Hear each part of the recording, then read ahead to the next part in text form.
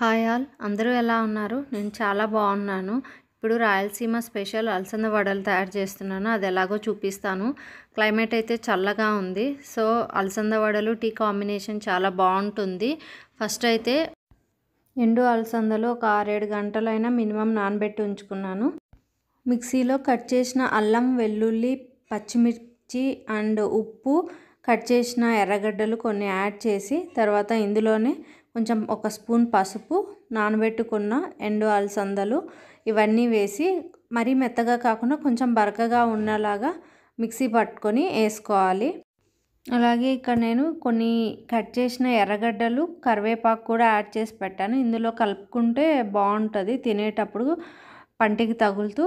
అలాగే కొంచెం కొత్తిమీర కూడా సన్నగా కట్ చేసేసి అది కూడా అందులో కలిపేసి మంచిగా ఇవన్నీ కలిసేలాగా బాగా చేత్తో అయితే కలపాలి.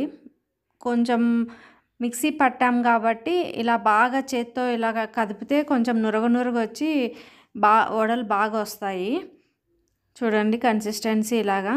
తర్వాత ఇలా ఒక తడిగుడ్డ పైన వడలు షేప్ చేసుకొని స్లోగా వేడి ఆయిల్లో వేసుకొని అలాగే పెనంలో పట్టినన్ని వేసుకొని 2 సైడ్లో తిప్పుకుంటూ కాల్చుకుంటే కనుక చాలా అసలు పైన క్రిస్పీగా, మా రాయలసీమ భాషలో చెప్పాలంటే కరుం కరుం అంటూ చాలా బాగుంటాయి టేస్ట్. టీతో ఎంజాయ్ చేస్తే చాలా బాగుంటుంది.